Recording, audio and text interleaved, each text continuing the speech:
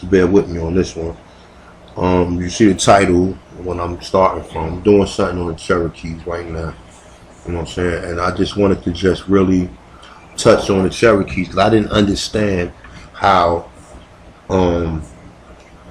you got Europeans as chiefs in this current day. And I'll probably make a second part to this, man, because I'm going to have to do some more research. There was so much research that I found to where I'm just trying to tie Negroes back to the Cherokee Nation. Alright, that's the first thing I'm trying to establish. And I might take a couple twists and turns along the story, but just bear with me, man. I mean, it's probably going to be a long one, depending on how everything goes, if my computer don't shut down on me. So just bear with me, alright? So this says... excuse me. Alright, so I am a descendant of the Cherokee Nation. Black slaves. Tribal citizenship is our birthrights. Alright. Now you see in this, they still calling you black slaves, right? Alright. They still calling you black slaves, and they telling you that tribal citizenship is birthright. Alright, so let's read through this and let's analyze this. Alright. Now these people said to be so-called Cherokees. Alright. See this brother right here, sister right here, brother and sister right here. It says, the author, great-grandmother, and her brother, both whom are listed on the Dawes Roll as Cherokee freedmen. Okay? It says, center of Arthur maternal grandmother, Uma, was born too late to be listed on the Dawes. No, it says she was born too late to be listed on the Dawes Roll. It says, right, the author's mother in the high school graduation picture. Alright? So let's read to. So alright, so it say about us is a new initiative by the Washington Post to cover issues of identity in the United States. Look for the About Us newsletter launching this fall. Okay, so this one is a decade after the Cherokee Nation voted overwhelmingly to deny citizenship for descendants of the people it enslaved.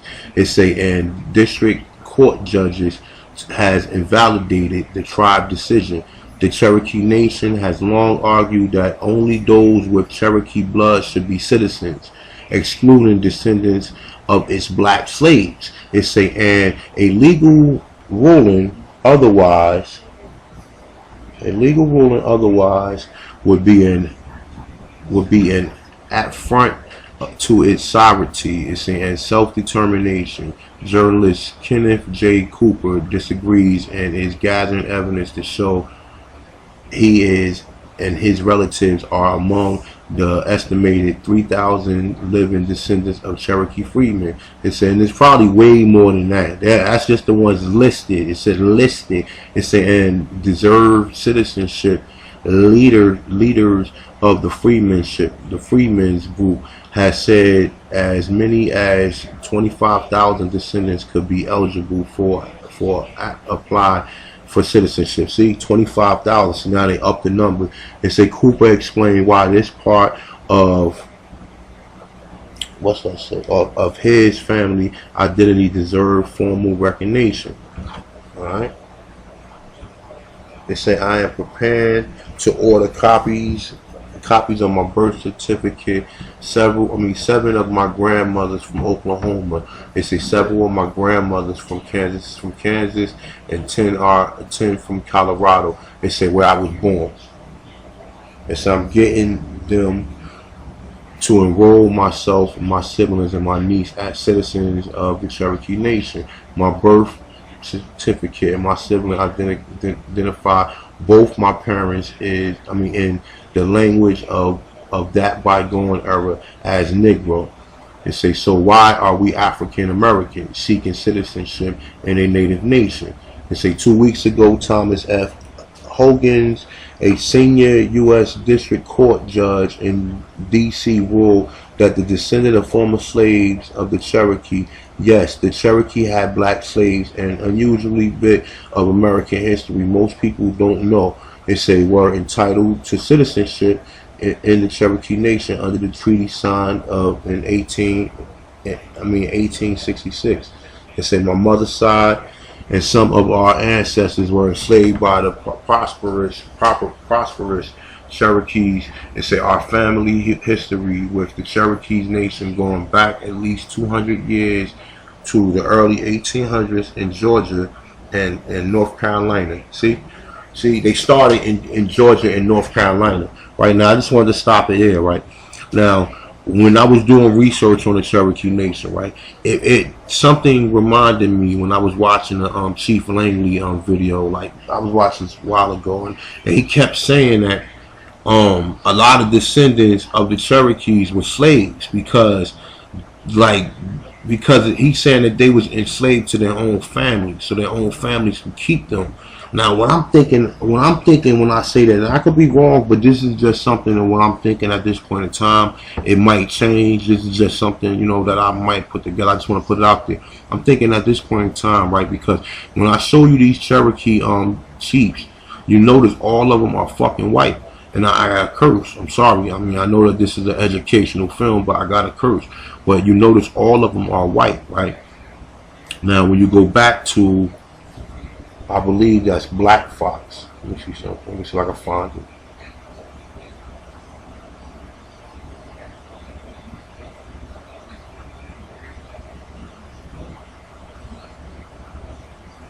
You know what? I'm gonna look for it. Let me see something. Alright, well this is alright, here you go right here. This is Black Fox, right? Now, these are the list of the so-called Cherokee chiefs. Okay? Now, Black Fox, I presume, he was from I guess he lived from 1746 to 1811. So how many years of that he was the actual chief? I really don't want to get all into it. I'm just trying to paint a different picture at this point in time. Let me just go back to where I was at before I lose my train of thought. Alright, so I'm right here in North Carolina and Georgia. So it's saying that the original Cherokees was in North Carolina and Georgia. Alright. So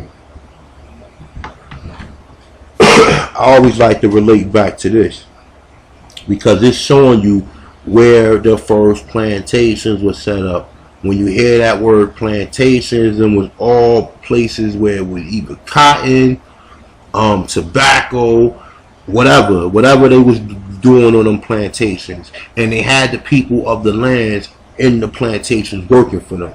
You understand? So, look, man, I'll just tell y'all, man, I don't know everything dealing with this.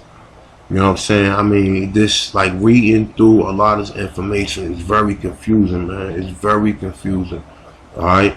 Because there's different stories that switches up. You know, when I get a lead to a certain part, you know, I get thrown off because it might be the book might go a different way. So it's none of this stuff going to tell you that black people was already here. The only way I can prove to you that black people was already here is through these pictures right here. I mean, besides the literature and what people tell you, you know what I'm saying? Besides that, though, but the only way I can really tell you, because if we start in Virginia and we see these people right here, right? And I know people probably like, yo, even with literature and even with books and everything, I still got to resort back to these pictures. I still got to, because these pictures are showing you the template of what the people look like at that point in time. Because we got to get this understanding of the people that they first encountered was Negroes. No, there wasn't no these mixed mulattoes. And when I say mulattoes, I mean these type of people. Because I'm thinking that, let me see. Right here. Alright, these type of people, because some of these people do have Aborigine ancestors somewhere down the line, but they are mixed. You understand what I'm saying? I mean, and then what happens is they kept on mating with lighter people to where this is what they look like. They look like a white. This lady right here, straight European. How did she become the leader of any tribe? when the original people in Carolina was Negroes, and I'm gonna prove that to you later on. All right. So when we dealing with the Carolinas, all right, and this is always my template. Always, I always gotta start from here. Let me pick a nice. I'm gonna pick this one right here. All right. Pick this one right here. All right. Remember, boom. We started here. Then we worked our way up. All right. They started here. Then they worked their way. I think they worked their way here first. I think they took this and then came back down and started warring. And these is when you get all these different wars or whatever. After the Cherokee War is when the Trail of Tears came. Because after they lost the war, and then I'm going to show y'all some other things that's conflicting with some of this stuff as well, man. You know, like I said, man, I'm just trying to put this together. If anybody got any other evidence or whatever, like I said, like put it together with what I'm putting. I mean, or what I so far got, you know what I'm saying? Because this is where you have to start. Virginia. What did the people in Virginia look like? Okay? Powhatan, or so-called, that I guess that's his name, Powhatan. I mean, reading up on some other stuff now, the Europeans saying that was their way of saying who was the chief by calling him Powhatan. I mean, I don't know how true that is because I didn't find that in none of the other literature that I read dealing with the other tribes. Just that tribe of the people in Virginia or whatever. They say he had 32 tribes that had to arrange from this part all the way down to Florida. It had to go. I think the chief, when they took over this in Virginia, all these different tribes dismantled. Because when they took down Powhatan and they started warring with the people in Virginia, I believe all these other tribes started like dismantling or whatever. But nonetheless, though, all right. Let me go back to this. All right. So you're saying that our family history with the Cherokee Nation go back at least 200 years to the early 1800s in Georgia and North Carolina. Now I'm saying Georgia and North Carolina. Now let me see something. There you go. This one right here. Alright, this is the one I was on. This one got a lot of good information too. Let me spin it up to the top. It's called Constitutional Right Foundation. It's a Bill of Right in Action, winner 2004, sorry. And basically it's saying the Indian removal, the Cherokees of Jackson, and the Trail of Tears. Alright? Now I'm not gonna read through this whole thing. Most of us already kinda understand. I'm gonna read a little bit of it just to start us off. It said, for thousands of years before Europeans came to North America, the Cherokees occupied the largest area where the states of Alabama, Tennessee, North Carolina, South Carolina, and Georgia now come together. It said they inhabited over 50 towns. Cherokee women tended crops while the men hunted and made war.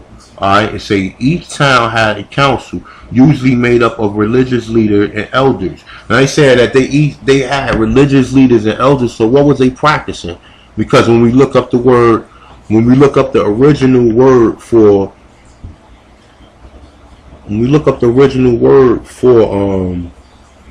the Cherokee Nation, it's spelled, let me get it. There's a couple different words for it, but this is one of them. The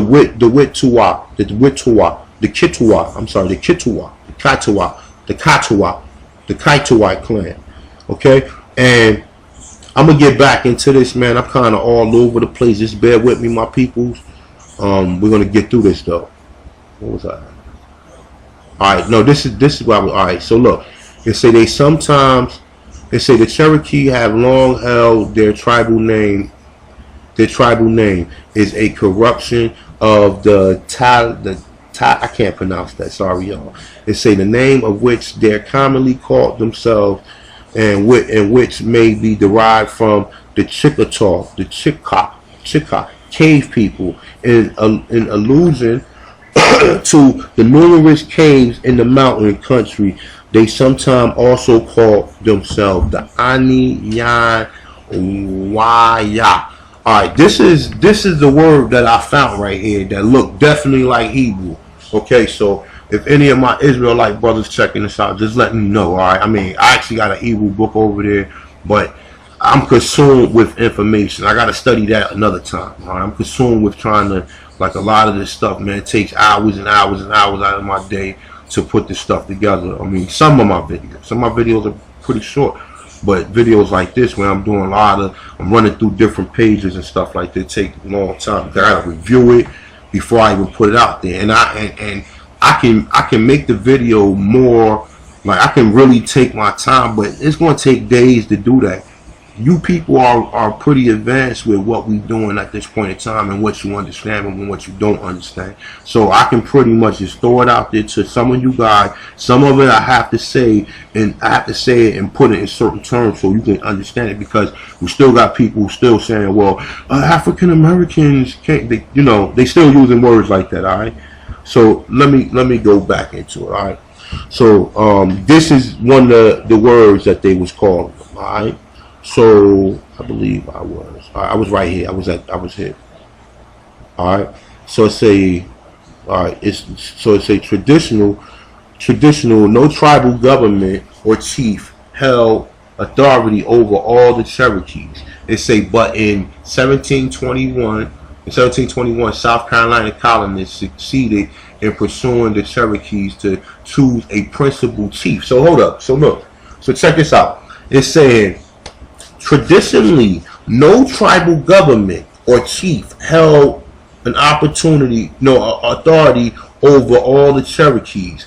But in 1721, South Carolina colonists, when we say colonists, we talk about European, succeeded in persuading, I'm sorry, I said the word wrong, I'm sorry, in persuading the Cherokees to choose a principal chief. So they persuaded them for what? What was the reason for the persuasion to tell the Cherokee? It said initially none of the chiefs held authority over all the Cherokees. The Cherokees are the biggest nation, so if you get one chief can manipulate all the other ones. So you see where we going with this. They say to choose a principal chief for the entire tribe to negotiate selling some of its hunting ground. So here we go. Here we go. Let's read this again. South Carolina colonies succeeded in persuading the Cherokees to choose a prince chief for the entire tribe. Okay? For the entire tribe, because the other tribe wasn't probably going along with this stuff. To negotiate selling some of the hunting ground. They say after the French-Indian War, the British tried to ban any further white settlement on Native American lands. Now, when you say British, I'm kind of like, I'm not clear on British, because my understanding is that we still under British rule right now, which is London or whatever you want to call it right now. All right, so that's a whole nother story. They say white settlements on Native American lands west of the Appalachian Mountains, but colonists kept moving into Cherokee and other Indian lands. There you have it. Now, we already went into Powhatan. They started in VA and came further down. Okay, I'm gonna read that one more time. After the French and Indian War, the British tried to ban any further white settlement on Native American lands west of the Appalachian Mountains, but colonists kept moving into Cherokee and other Indian land. Now look, let me put something else out there to you, right? If you notice where I'm reading from, it does have sources. It does have encyclopedia. I'm not, I pick and choose stuff to read from, because at this point in time we got to understand it. I need to get other perspectives from other literature, because when you get other perspectives, sometimes they tell the truth in them articles that's not being peer reviewed and not being, that's not being agreed upon or whatever. But let's go back into it. All right. So it say after the French and Indian War, the British tried to ban any further white settlement on Native American land and say west of the Appalachian Mountains, but colonists kept moving into Cherokee and other lands. During the American Revolution, it said the Cherokee sided with the British, and it say a colony army attacked and destroyed 50 Cherokee towns. they destroyed 50 Cherokee towns. Now look, check this out. This is when the shit is getting weird, okay? Now, bear with me right now. During the American Revolution, the Cherokee sided with the British. Now, if you understand, when we first started this off, right, the Virginia Company is from Britain, okay? Now, the colonists and the Britons are the same freaking people. Don't let them twist the words the way you don't understand what's going on. It's simple. The British and the colonists are the same people. They're the same people, okay? It's a colonial army attacked and destroyed 50 Cherokee towns. After the Revolution, many Americans considered the Cherokees a conquered people, okay, and forced them to give up thousands of square miles of hunting goods. Suddenly, the traditional ways and even survival of the Cherokee tribe was threatened, okay? I'm going to prove to you how these people that's in place right now are Masons, okay, and they faking moves. They ain't trying to really, they got their tribes of people who faking like they Indians or whatever, and the real few probably people who have Indian blood. But we're going to get into this, all right? Many Americans believe that the Cherokee, as allies of the British, has forfeited all rights of their land. Now think about that. Think about what I'm reading right here. Now I'm saying civilizing the Indians. This is the title of this passage of this article, okay? It's saying many Americans believe. Who is the many Americans? The other tribes, okay?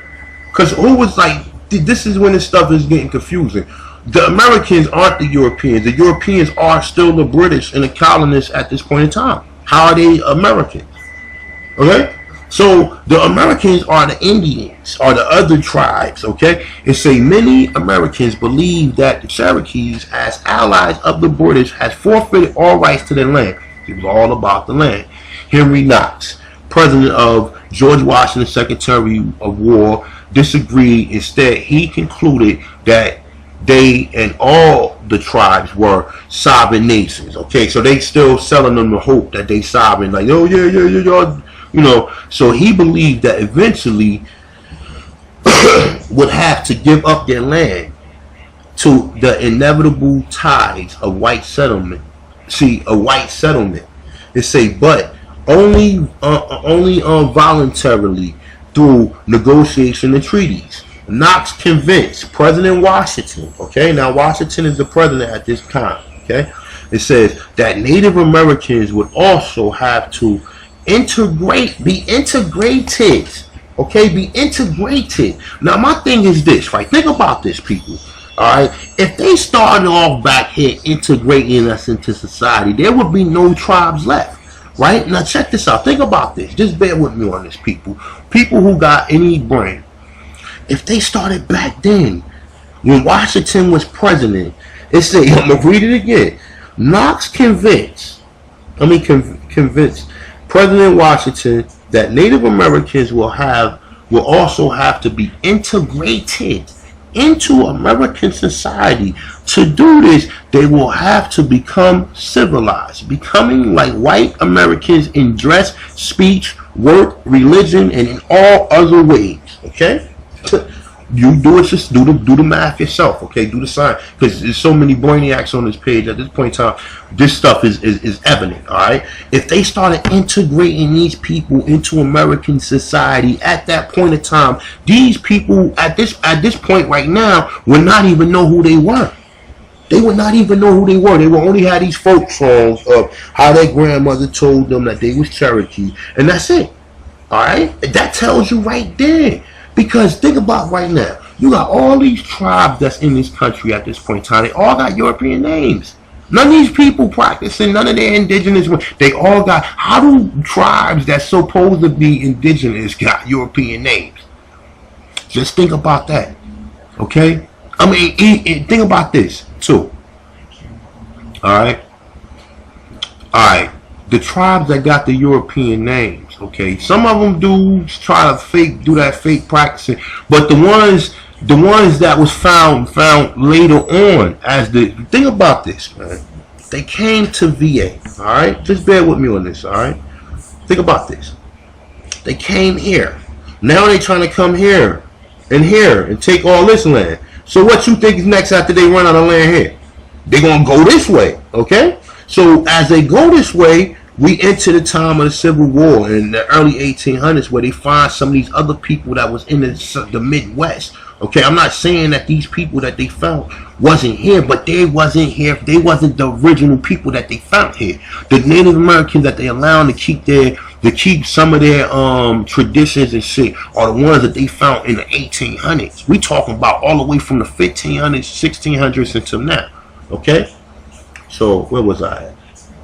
All right, I believe I was right here. Let me see. No, I wasn't here. I was here. All right, so boom, let's get back with this. Let's say to some degree, the Southwest tribes accepted the idea of civilizing themselves. They say, but the Cherokee embraced it enthusiastically. The Cherokees believed that if they became more like the white neighbors, the Americans would leave them alone and remain in their land.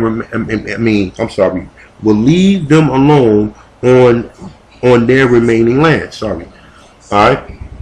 They say, but by 1820s, most Cherokees were living in family log cabins, cultivating fields of tribal land. Some owned stores and other businesses.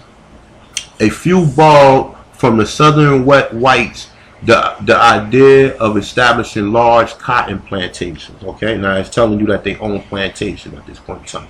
It's a complete with a mansion and black slaves. Okay, now when they telling you these black slaves, okay, now remember, some Africans did come here. But at this point in time, we don't even know if these black slaves are the ones that was captured from Virginia or brought here from the Caribbeans. All right.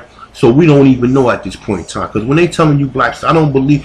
If we don't believe that they brought no slaves over here, where was they getting these supposedly black slaves from? They was taking them from the Caribbeans, and they was bringing some of them over there, but they wasn't bringing enough slaves over because they was warring at the same freaking time. All right, so they say the Cherokees also welcome white Christian missionaries to set up schools and teach English and agriculture skills. All right, now I'm gonna keep it going, man. The Sequoia, it said Cherokee silversmith and farmer believed that the white people gained. No, it say that white people gained their power from the ability to remember and communicate through writing. Although he never went to school, or learned English. The Sequoia experimented for dozens of years before developing 86 symbols that represent all the symbols of the spoken Cherokee. The mission school soon adopted the Sequoia writing system and taught it along with English. They say within a decade, probably a greater percentage of Cherokees could read and write in their native language than Southern whites could in English. In 1828, the Cherokee Phoenix, the first Native American newspaper, began to publish in both Cherokee and English. They say also by 1828, the Cherokees had adopted a constitution modeled on the American one. The Cherokee Constitution provided for a two-house legislature called the General Council. It's a principal chief of 8 district courts. It also declared all Cherokees land to be tribal properties, which only the General Council could give up. All right, now boom. Think about it like this, right? Most people at this point in time, they believing that they was enslaved by Moors and everything. We're gonna get in this shit. You already know that a lot of these tribes had slaves. Okay, so we're gonna get into this. All right, now we into Jackson removal, Indian removal. All right, they say the idea of removing Native American tribes from east. Okay, from east. East is here. Where are we at? This is east, y'all. Okay, so just in case any brainiac don't understand where we at, this is east. Okay, This is southeast still, however you want to look at it, from east to west. All right. So let me see, what was that? I was right here. All right. It say from east to west. It say with President Thomas Jefferson after the Louisiana Purchase of 1803. But only a few Cherokee members of the other southern east tribes agreed to relocate. See, they said, "Nah, we good. I'm staying here." Okay. So it's a pressure from relocation groups in Georgia. What is relocation groups? What do you think relocation groups probably was at that point in time? Militias and probably the KKK, the first beginning of the KKK or whatever.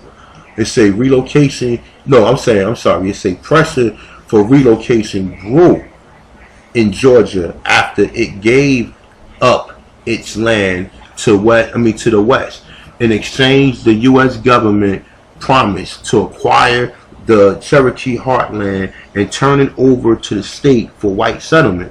But by 1830s, land-hungry Georgians looked with alarm at the civilization Cherokees. No, I'm sorry, at the civilized Cherokees. Most of them were successfully adopting American ways and showing every sign that they meant to stay on the land. All right, so now at this point in time, showing you that these people are already Christianized at this point in time. So they probably already got European names, which we're going to get into. All right, so just remember that.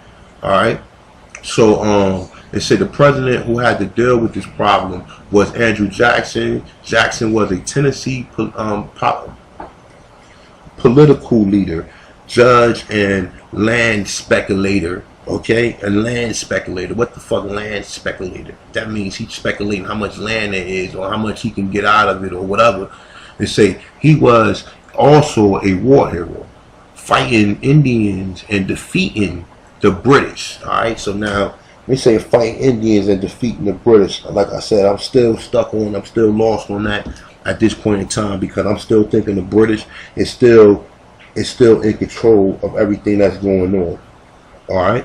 So they say at the Battle of New Orleans in 1815, after the War of 1812, Jackson served as a federal commission to negotiate treaties with the Choctaw, Chickasaw, Creek, Seminoles, and Cherokees, the so-called five civilized tribes of the Southwest, sometimes resorting to military threats and briberies. All right. So he said, sometime resorting to military threats and briberies. Who you think they was bribing, y'all? Come on, y'all. Who you think they was bribing? They was bribing the other Indians. All right. Okay. Jackson got most of the tribes to give up a total of 50 million acres of tribal land. Okay. 1828. Jackson was elected president. Okay. Jackson was elected president. He declared that the only hope for southeast tribes survival would be for them to give up all their land and move west of the Mississippi. Jackson warned the tribes that if they failed to move, they would lose their independence and fall under state laws. Okay, they say Jackson backed the Indian removal bill.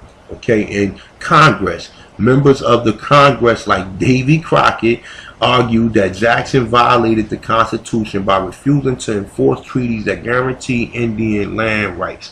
But Congress passed the removal law in the spring of 1830. The Indian Removal Act offered tribes in the East Land in an area west of Mississippi, soon to be called later Indian Territory. The United States government promised to compensate the tribes for the property that they would have to abandon. Although removal was supposed to be voluntary, Jackson cut off the payment of the tribes for previous land deal until they moved to the west. He also argued with Georgia and southern states that their laws control tribal land. For example, Georgia has passed legislation that abolished the Cherokee government. Now look, as I read this, man, It's just getting more sadder and more sadder, and it's showing you how they broke most of these treaties or whatever, and how, you know, they took over the land. The more they, you know what I'm saying, they try to be friends with Jackson or whatever, the more he kept on making more rules tight and tight. Now let's check this out. All right, so now we was right here. All right, let me read that again. All right, so he also agreed with Georgia and other southern states that their laws control tribal lands. Okay, they say, for example, Georgia has passed legislation that abolished the Cherokee government. So they destroyed the whole Cherokee government. They first of all persuade the Cherokee Nation to vote and get one principal leader. They probably corrupted that one principal leader. It say, like it say, through threats and briberies, and hell know what other ways or whatever. And then he sold his people out. Now we don't know if this was an Aborigine, or at this point in time was he a mulatto or whatever, or if he only had 1/4 or 1/10 of Aborigine blood. But at this point in time, they was mixing in, and they was trying to like take over the land territory and everything. All right. So boom, what was I? All right. So it's in 1830, the U.S. Supreme Court ruled in Westchester versus Georgia that Jackson was wrong. Chief Justice John Marshall wrote in the majority opinion that the Constitution gave the Congress not the state, the power to make laws that apply to the Indian tribes. They say, despite this clear court victory for the Cherokee, Jackson openly refused to enforce, and the southern states ignored it. Wow. Damn. Alright, so let me go ahead. So they say Georgia settlers, gold miners, and land speculators swarmed into Cherokee land. Alright, now say Georgia settlers, gold miners, and land speculators swarmed into Cherokee land, often seizing and destroying Cherokee homes and other properties. In 1832, Georgia ran a lottery to distribute Cherokee land. You hear this shit? It say the white invaders sang about their hopes. It say, all I want in this creation is a pretty little wife and a big plantation way up north in Cherokee Nation. Now read that again. It say, all I want in this creation is a pretty little wife and a big plantation way up in north in Cherokee Nation. You hear this shit, man? Let me read that shit one more time, just in case that shit didn't stick in with you guys. Alright. It say Georgia settlers. Okay? Now let me read this one more time. It's saying in 1830, the U.S. Supreme Court ruled in Westchester versus Georgia that Jackson was wrong. Chief Justice John Marshall wrote in the majority opinion that the Constitution gave the Congress, not the state, the power to make laws that apply to the Indian tribes. Despite the clear court victory for the Cherokees, Jackson openly refused to enforce it. It say, and the southern state ignored it.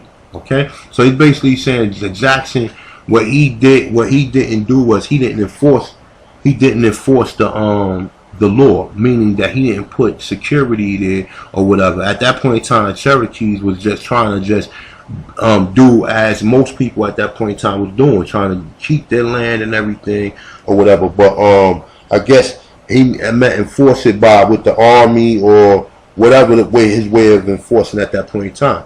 All right, so it says, and the southern states ignored it. So they're saying that the other states ignored it. They're saying Georgia settlers, gold miners, and land speculators swarmed into Cherokee land, okay?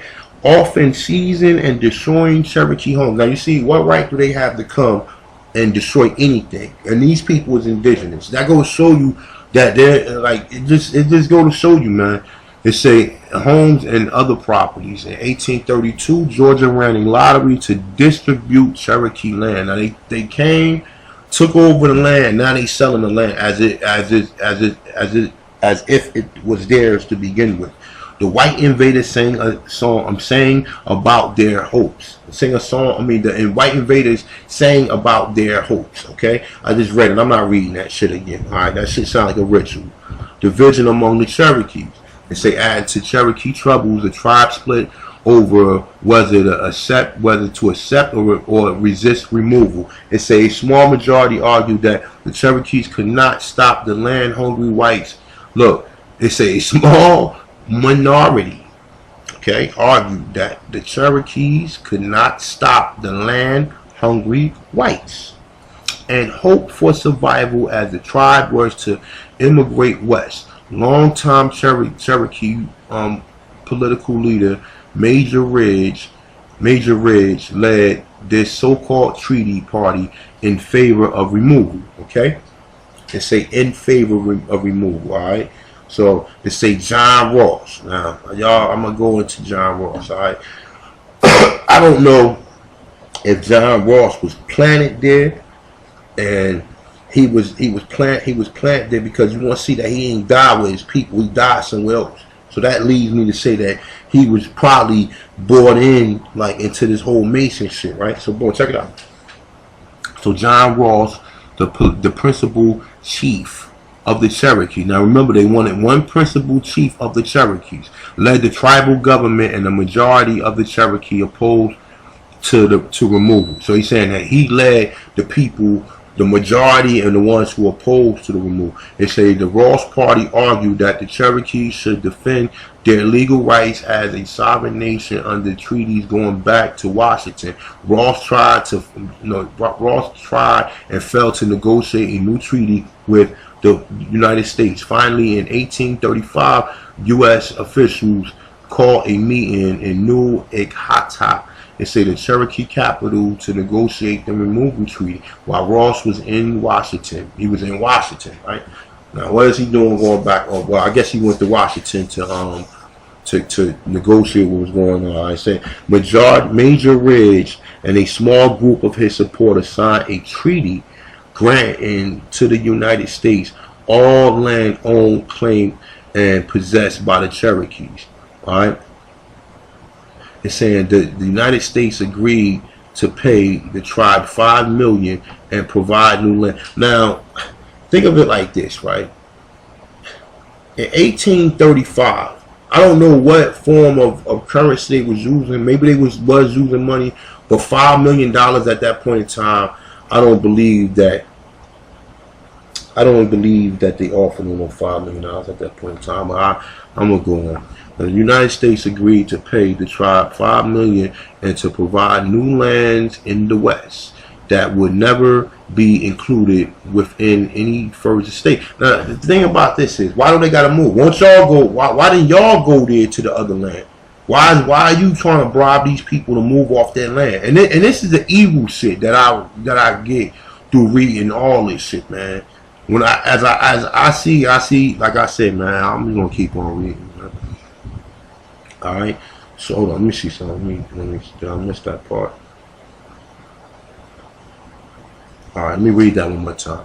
The Treaty of New Echota,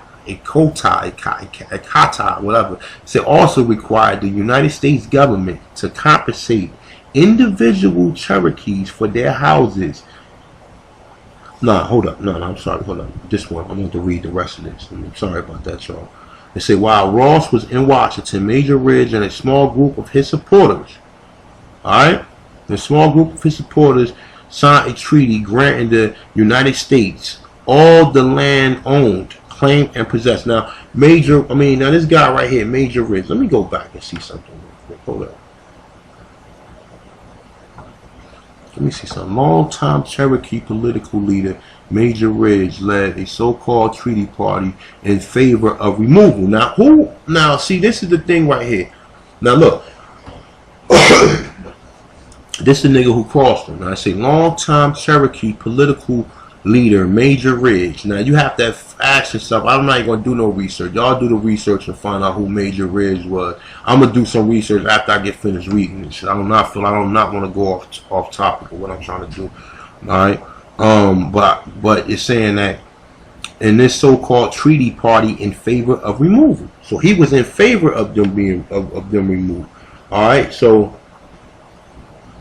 we was right here. It said while Ross was in Washington, Major Ridge and a small group of his supporters signed a treaty granting the United States all the land owned, claimed, and possessed by the Cherokees. All right, so he went back while Ross was in Washington and then gave them possession of land. Now, why would he do that? Because he probably was a plan put in there by the Europeans. All right, so it's saying the United States agreed to pay the tribe $5 million and to provide new land. How you want to provide new land when these people? Yo, this shit is crazy. I'm not even reading no more.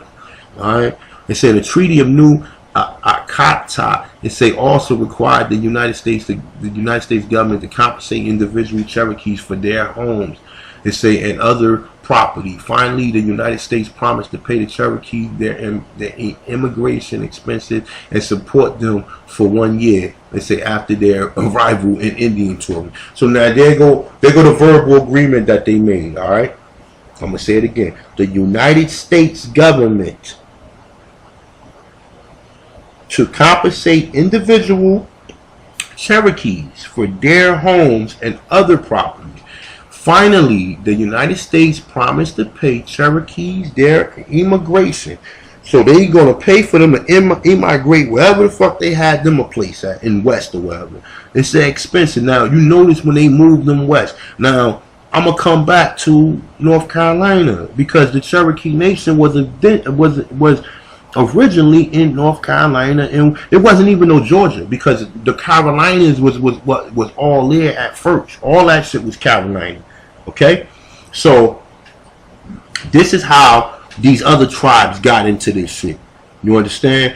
Along with some of these Europeans that mixed in, as you're gonna see when I read Ross right here. All right, so it say Chief Ross. Now I gotta go into his biography. I'm gonna go into after I read this. Say Chief Ross and the Cherokee General Council rejected the treaty because it did not reflect the will of the Cherokee majority. All right, so he's saying they rejected the treaty that Major Ridge put out there. It say, but in 1836, the United States Senate, amid great public criticism, it say ratified the treaty by one vote. They say the treaty gave the Cherokee 2 years to leave. Oh shit. So they ratified it and gave them 2 years to leave. They say, but more than 16,000 Cherokees defied the treaty, refusing to abandon their homes. All right, so here now we at a point in time right now where you got all this political stuff. They putting these people in power to where they having their people, they selling their people out because half these people are mixed with other races to where they ain't got no loyalty to the real original people. All right, so it's saying that the treaty gave the Cherokees 2 years to leave. Now that's how they got them to sign that shit over. If you see that, they tricked them because this guy Major Ridge wasn't even the majority leader. So if he not the majority, if he wasn't the majority chief, then how's he signed the land over? Okay. Now they saying that the Chief Ross and the Cherokee General Council rejected the treaty because it did not reflect the will of the Cherokee majority. But in 1836, now he might have been the one that got bribed, which he was the one that got bribed. Okay. It said 1836, the United States, amid great public criticism, ratified the treaty by one vote. The treaty gave the Cherokees 2 years to leave. So they gave them 2 years to leave off their fucking land. It say, but more than 16,000 Cherokees defied the treaty, refusing to abandon their homes. Okay? Alright, so they saying that they refuse, like, man, they're not going nowhere. Alright, Treaties now. 1838. The United States government has removed the Chickasaw Creek and the Chickasaw from the tribal land of Southeast. All right, so Southeast. So that Southeast had to be Florida. Southeast, remember, think about this, y'all. You guys are smart, like I said. Like I always say, I know you guys are smart. Southeast, okay? East, this is all east, okay? And this is south of east, okay? They're all down here. This is why they call all this down south, okay? All right, this is east, northeast. This is south. This is southeast. Okay, so it's saying south. So I'm presuming all this other stuff down here. Now it's saying Spanish territory. It's saying Indian territory. All this right here. So he's saying this is where they gave them so they can keep all this shit for the ports and everything. Now boom. Now we right here. Alright, I told y'all it's gonna be a long video. So. Alright, where was I at? Alright. Excuse me. Alright, so it said the Seminoles held out and fought a guerrilla warfare against the United States. It said that lasted almost 10 years. So boom. So this is when you get the Seminole Wars right here, because they did not want to leave. Okay, so they did not want to leave their land. So now they fighting to keep their land. They say, meanwhile, Georgia land seekers continue to drive out many Cherokee families out their homes and farms. They say President Jackson has completed the second term by the deadline for Cherokee removal in 1838, when the Cherokee still refused to migrate. They say the new president, Martin Van Buren, they say ordered General Winfield Scott to round up and force them to leave. They say in the summer of 1838, Scott soldiers arrested about 15,000 Cherokees and marched them into primitive stockades even before the trek began. Even before the trek west began. They say poor food, limited water, filthy living conditions, and disease caused the death of estimated 3,000 Cherokees. So he's saying that they gave them 2 years on their own land to move, and they rounded them up early and pushed them out without no food, and 3,000 of them died. Alright, so look. They say with no hope of resisting the United States, Chief Ross finally decided to organize and lead the removal himself. They say he formed the Cherokees into two groups, about 10,000 people that departed separately even every few days. Say Ross arranged the private contractors to provide supplies along the route that extended a nearly 1,000 miles. They say 1,000 miles. God damn. Now, hold up, man. Hold up. Now, if anybody ever driven, right? That's just 1,000 miles, bro. If anybody, let me see something.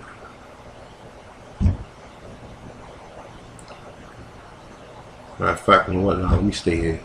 I got it open right here.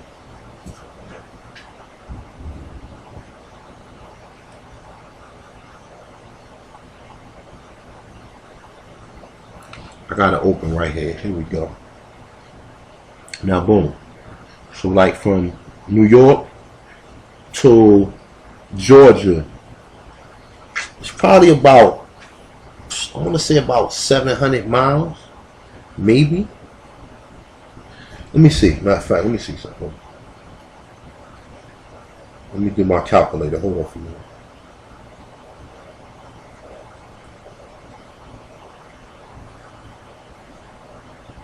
I'm still with y'all.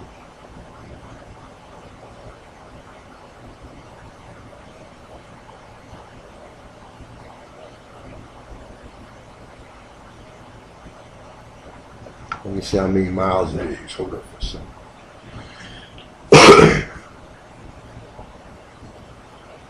All right, from New York to Atlanta is 721 miles. Okay, so keep that in mind. All right, keep that in mind. So from right here to right here is 700 and something miles. Okay, now they saying that they moved 1,000 miles out. Okay, now let me open up a little bit more.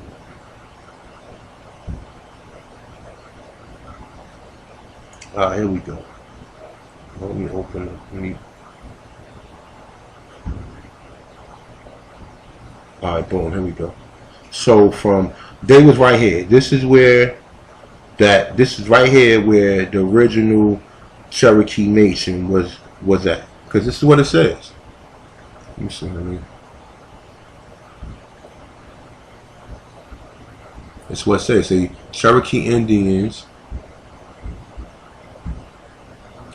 Cherokee Indians, a powerful detached tribe of the Iroquois family, formerly holding the whole mountain regions of the southern Alleghenies in southwest Virginia, western North Carolina and South Carolina, North Georgia, East Tennessee, and Northeast Alabama, and claiming even to the Ohio River. All right, so if it's showing you that these people was right in this region right here, it's showing right here in this region right here. So if you want to take we'll say right like around here, boom, from North Carolina, Tennessee, back down to Alabama, probably Florida too, all the way around. So they probably had control over all this, plus Florida. They probably had control over all this right here. Boom, boom, all this right here. All this right here probably was Cherokee Nation right here. Boom, all this right here. You see all this right here, Mississippi River right there. Boom, and they forced them on the other side of the Mississippi.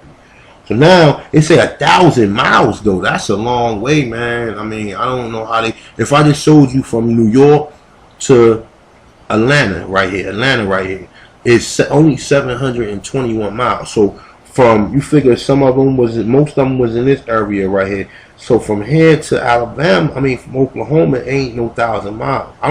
You know what? I don't even want to get into it because that's taken away from the story. From what I'm trying to get into. All right. So it say, all right. I read that. I read this too. All right. So it's saying the first group left in October 1838. It say for a journey that took up to 4 months. They say most people walk as the winter weather worsened. Many elderly persons and children died from disease and harsh conditions. The worst time came when groups became stranded on the east bank of the Mississippi River, which was clogged with floating ice. They say the last group finally reached their new homeland in March 1839. So they saying like that shit is a story. They finally reached their new homeland. Say in addition to thousands who died in a military stockade, another 1,000, including John Ross' wife, died on the way west. Although about 25% of the tribe perished during what the Cherokees called the Trail of Tears. In 1907, the U.S. government broke its word again by incorporating the new Cherokee land within the state of Oklahoma. Even so, the Cherokees have survived. Today, they make up the largest tribe of Native Americans in the country. So, boom. So, check this out, y'all. There we have it right there. Now, I can tie this to something right here. Let's read this one more time, y'all. All right? Now, where am I going with this? All right? I'm going to show y'all something. Let's read it. It say, although 25% of the tribe perished during what the Cherokees called the Trail of Tears in 1907. That was in 1907. It said, well, the Trail of Tears. 1907 is when they passed the law. In 1907, the United States government broke its word once again by incorporating the new Cherokee land within the state of Oklahoma. It say incorporating the new Cherokee land. So they got their incorporation. Okay? So incorporating the new Cherokee land within the state of Oklahoma, even so that the Cherokees have survived. Today they make up the largest tribe in the country. Okay? That's why you see all these other people, because they moved them to Oklahoma. Okay, they moved them to Oklahoma. I don't know where the rest of the Aborigines went at that point in time. You know what I'm saying? I gotta. That's more research that I gotta find out. But if they moved them from Carolina, where was the rest of the people? The rest of the people, what did they decide to stay and do? You know what I'm saying? Or where did they go from there? You know what I'm saying? So this is something where I'm like at a loss. When I'm going to prove something, let me see a couple. Let me see how far it is. Well, these are some of the sources in which this article has and whatever, but I already told you about the sources. So, let's say choosing Native American policy choices. It's a threats to tribes as conquering people who forfeited any claims to land. Man, I ain't gonna read no more of this shit right here, man. But look, let me get into something else, alright? We're dealing with the Cherokees, so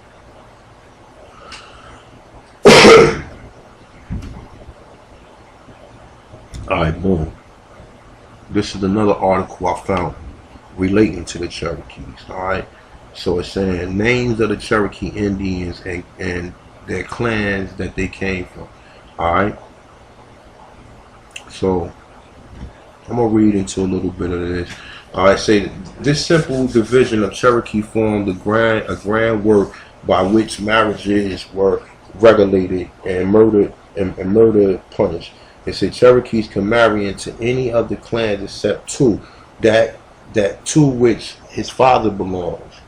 Okay, that which his father belongs. Say for all of that clan are his fathers and aunts, and that to which his mother belongs. And say for all of that clan are his brothers. It's saying sisters. And child, you know what I think it is when I be reading on it? Sometimes it's the font.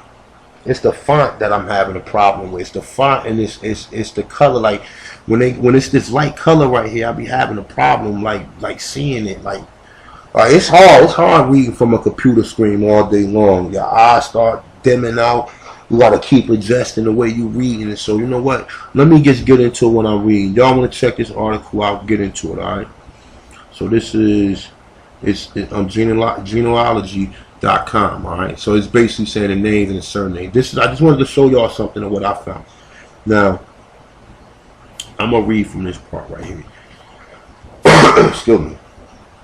All right. Say the Aniga Togiwi, the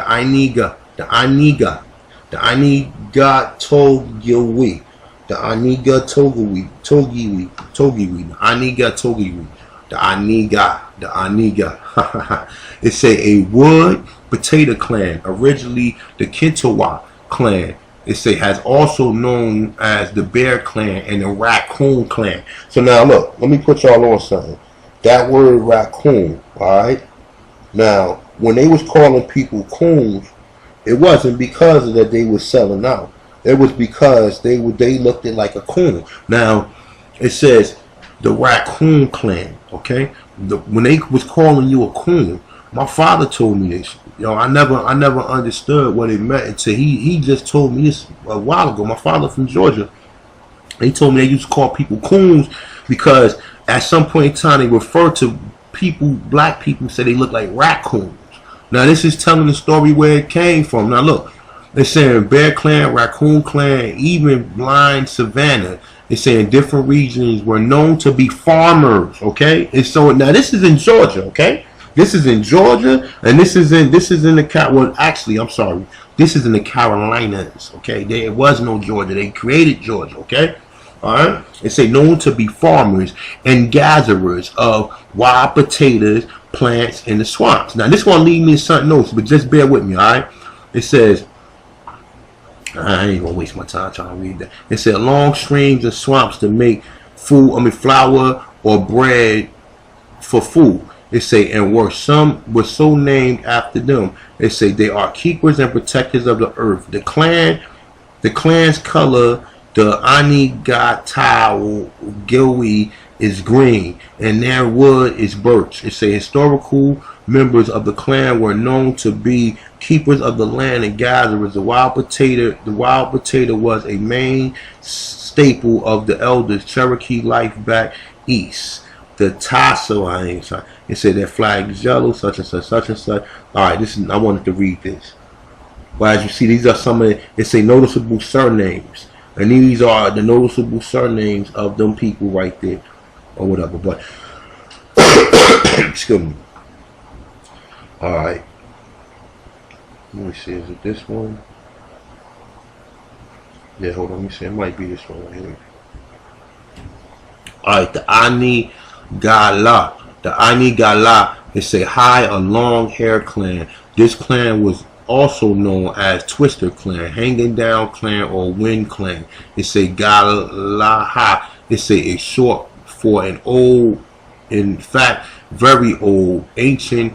I can't pronounce that word. They say the warrior woman society, meaning something that grows from the back of the neck. They say those belong to the clan wore their hair in elaborate hairdos. It say, now look, check this out. It say those belonging to this clan wore their hair in elaborate hairdos, walked in a proud and vain manner, twisting their shoulders. Okay, twisting their shoulders. And I think, listen, yo, we gotta, at this point in time, man, we gotta try to pinpoint this shit to where we going with it. All right, and I know there's some weird twists and turns that these things might take. You gotta use your imagination on this. All right, they say those belonging to this clan wore their hair in elaborate hairdos, walked in a proud and vain manner, twisting their shoulders. Okay, who have you ever seen walk like that?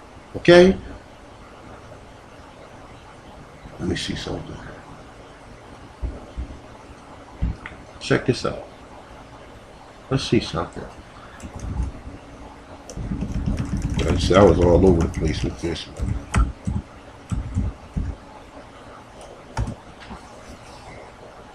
And I'm gonna paint a picture for y'all, cause we're gonna get into this, man.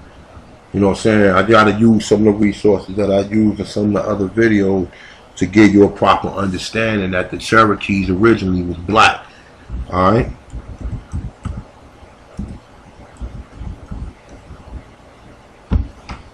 Now look, I'm just trying to paint the picture. I need you guys to work with me on this, alright?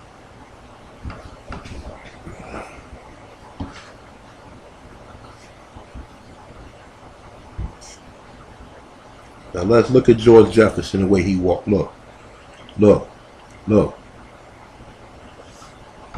But look, there you go. You see the middle walk? Proud, twisting his shoulders. Look, twisting his shoulders. Look, twisting his shoulders. Look. Who walked like that? Who walks like that? And that's just a simple explanation of where I'm going with that. But you guys, like I said, you gotta use your imagination with this shit, man, because there's no straight way we're gonna be able to really pinpoint a lot of stuff, because they didn't mix it. They didn't basically, like, I don't even know the words to find to mention what I'm trying to do. We're saying they wore elaborate hairdos, walked in a proud and vain manner, as it shows you, twisting their shoulders like George Jefferson. Okay, they say their teachers and keepers of the tradition, peace chief, usually came from the clan at the time of Cherokee history.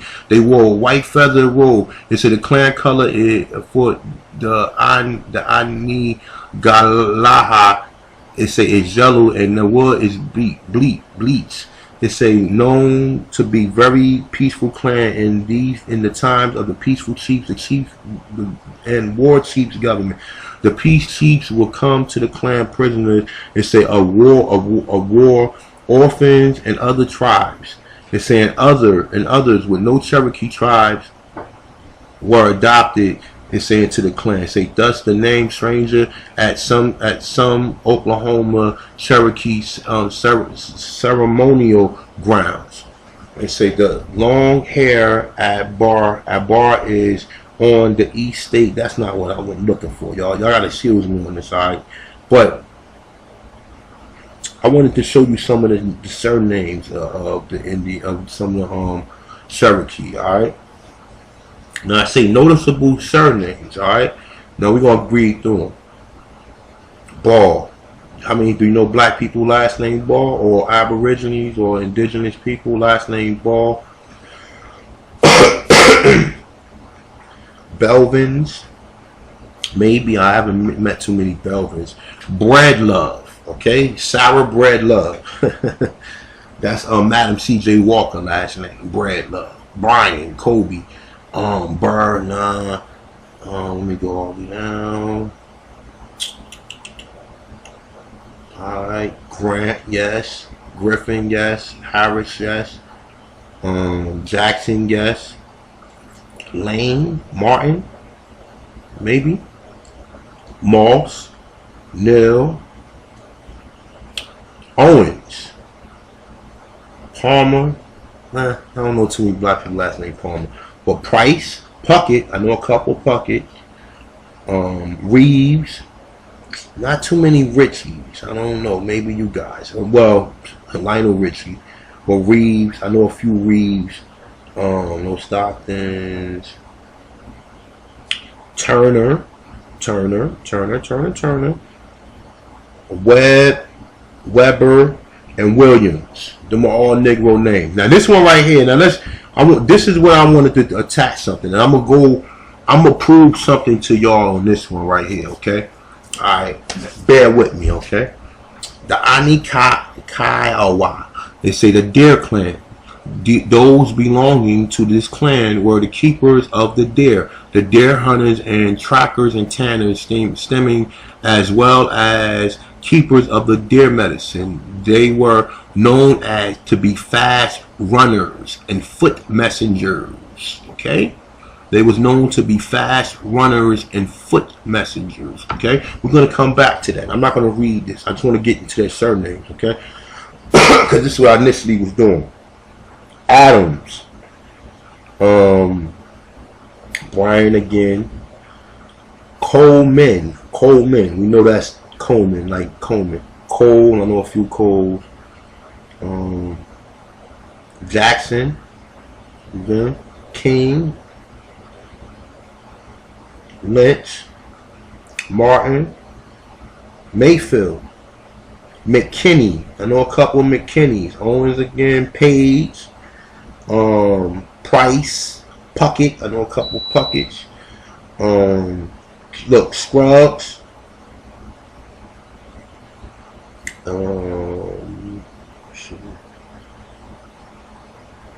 Well, I think that's about it on this one right here. But Whiteside, Wiggins. Alright. Now look, let's deal with this right here. They say they were known to be fast runners and foot messengers, right? So now when I read that right there, I initially thought about something else that led me back to North Carolina too. Okay. Now look, this led me back to North Carolina when I read that right there. Alright, where we at? Let me see. Bam! Here we go. Here we go again. Here we go again. See, all this stuff tied together. If you just gotta be reading and be around long enough to come across a lot of this stuff. So Giovanni Verrazzano. Okay, let's read what Verrazzano said the people he encountered looked like. Now this is actually. Let me find out where he was at, so you guys don't think I'm bullshitting you. See, it say Carolinas at the top, right? Now look, let me see something.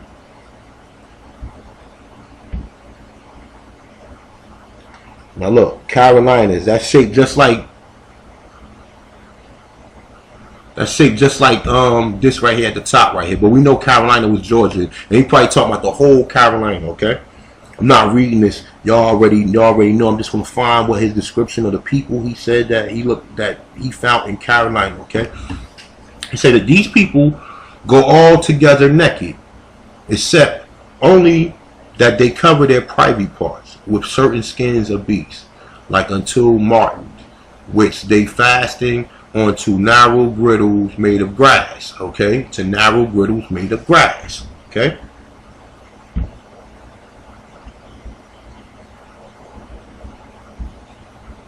Grass. Okay, that's. Look, man, I know y'all gonna like, man, what is this or whatever, like, you know what I'm saying? We already know, man. Y'all already showed y'all these pictures, man. A lot of y'all already done seen these. I got another stash too. I ain't even going there.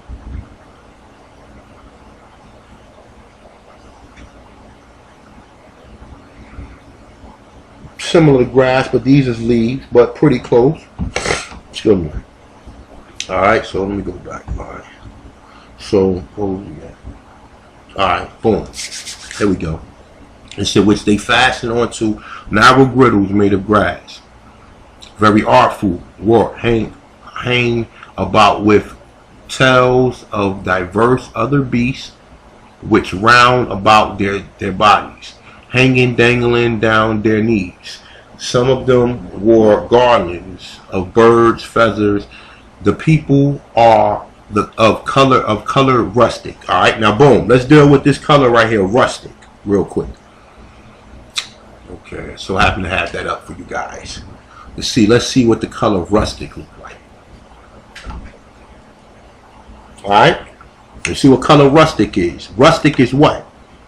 A derivative of what?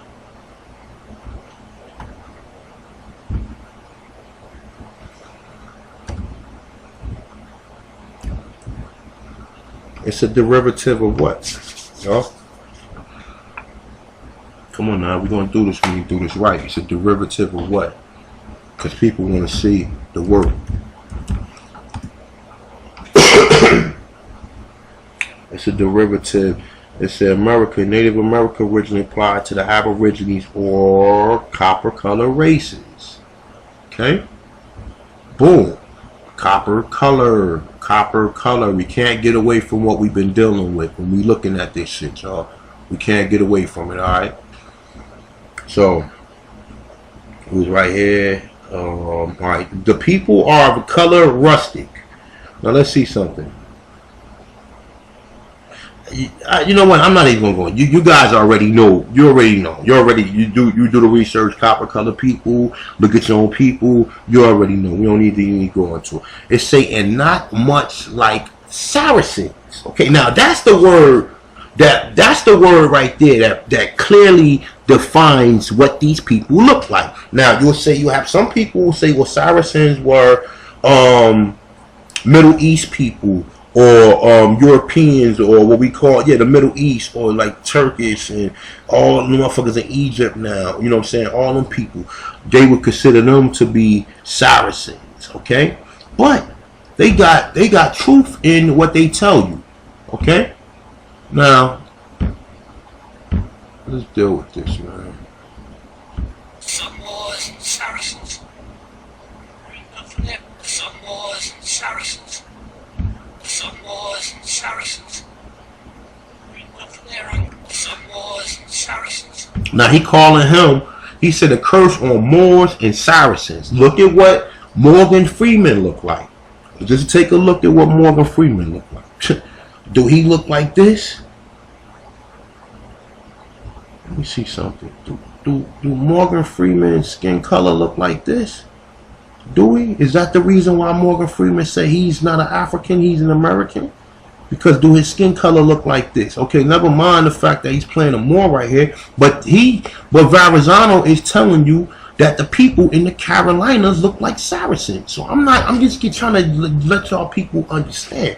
It said their hair is black and thick and not very long. It say which they tie together in a knot behind and wear like a little tail. Okay, how do black people in the South, when they grow their hair long, they got the little waves in it, and then they braid their hair into a little tail. Okay, they say they are well figured in their limbs. The average stature, and commonly somewhat bigger than we.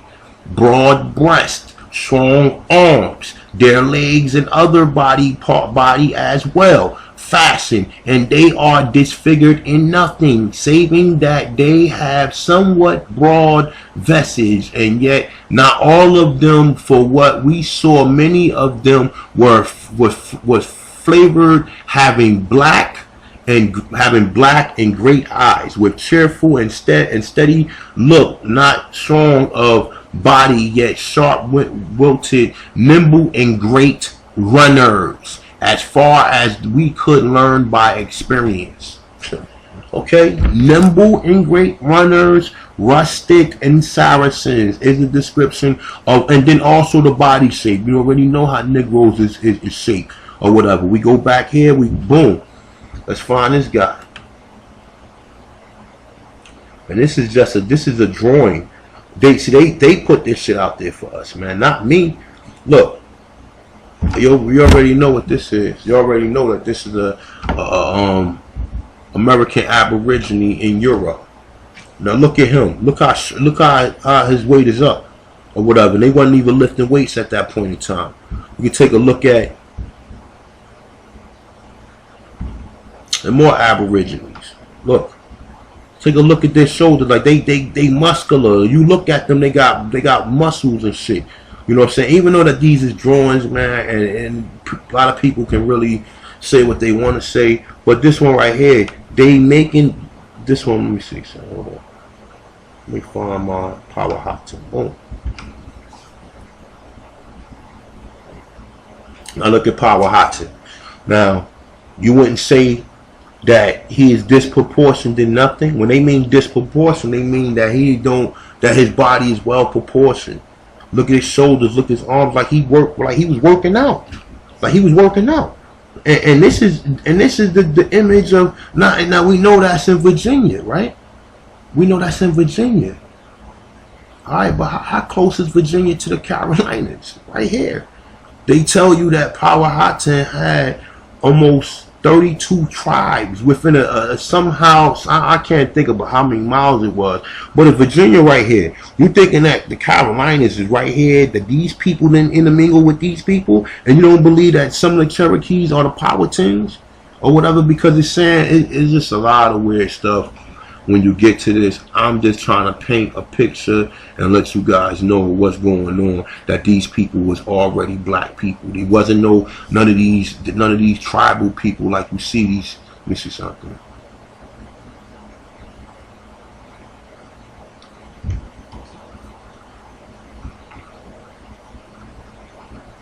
It wasn't these people right here. These people are mulatto mixed in. These people don't even have Aborigine. They got probably a small majority of Aborigine blood. Now the funny thing is this, right? When you look up, let me see. Wasn't this page I was on?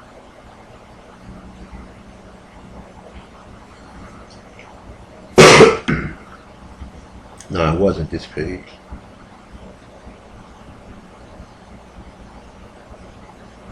Now I looked up right here, boom. I clicked on this tribal chief, right, of the Cherokee, right. Now Black Fox was supposed to be a tribal chief, but when I read, it's telling you that. Let me see. Nah, this is not what I meant. When you read it, you know, you see all these Europeans, and you know where the fuck these people came from, man. You know these people aren't indigenous, man. Now look. Let me see if it goes to it. Might not go to it. I don't really feel like doing all that research. But John Ross, this was the joke of John Ross. He died in Washington. How did he die in Washington when his people was in Oklahoma? So I think a lot of these stories that they mixing up or whatever, you know, Wilma Mankiller. How the hell is she the leader of any tribe? Even though that I heard that she did some good work, but all these people right here, man, look, all these people Europeans, man. If one no Europeans here, how are Europeans the head of these tribes? But we know, when I just read what I read, your boy Ridge, where was we at?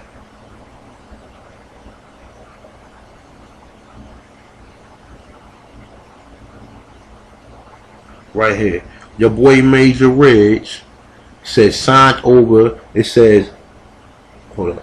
It said while Ross was in Washington, Major Ridge and a small group of his supporters signed a treaty granting the United States. Why would they do that? Why would they give away their land? Why the chief? If they say he the principal chief of the Cherokees, if the principal chief wasn't around, why would they sell the land, knowing that is treason amongst the tribe?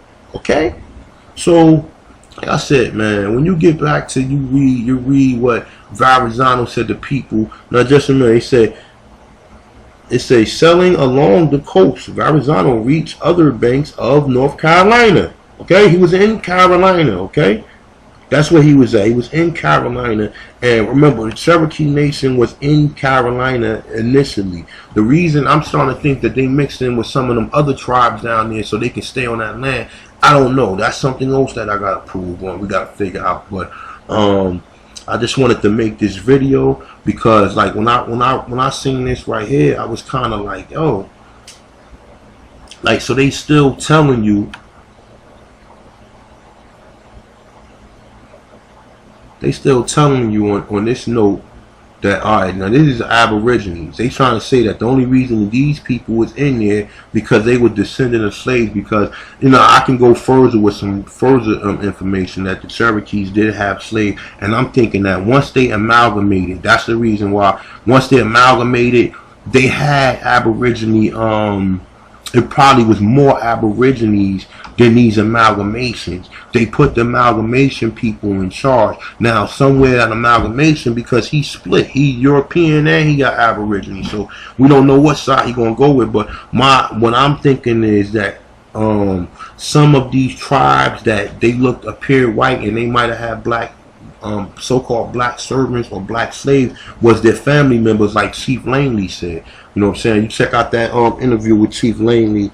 I believe it's on African Americans Ain't African, or Kerry Davis YouTube page or whatever though. But let me see. I just want to make sure I covered everything that I was trying to cover. I think I pretty much did. So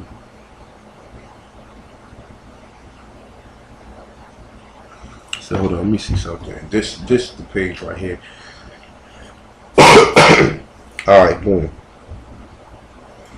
Now I say accompanies people on the Trail of Tears where they cried. It's commonly known as the Trail of Tears. Ross experienced personal tragedy. His wife Echota died after exposing, after giving her blanket, after giving her only blanket to a sick child. Sorry about that, y'all. This font is fucking with me. It say once in Indian territory, it say Ross led the effort to establish farms, businesses, schools, and even colleges. Alright? It say although Cherokee Nation was torn apart politically after the fight over the removal treaty, Ross clung to the reins of power, and when the Civil War in 1861 to 1865 began, Ross initially sided with the Confederacy, but soon switched to the Union position. Once again, the Cherokee Nation split. Pro-Confederate elected Stan Whitey as chief in 1862, while pro-Union supporters re-elected Ross. The United States continued to recognize Ross' government. It say he remained principal chief of the Cherokee Nation until he died in Washington. What the fuck would he be doing in Washington if he's a freaking chief? Because this motherfucker was already Americanized, and they put this joker as a... I don't believe a lot of these stories, me personally, man. Me personally, because he's a European. He's a European. You can't tell me he's not a European. You understand what I'm saying? They said that... Let me see. There you go up right here. Let's see where it's at. Let me see. Oh no, it's up a little further. That's what they said he looked like. What do that look like to you?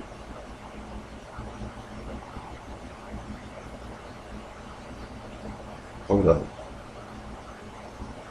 Alright, here it go right here.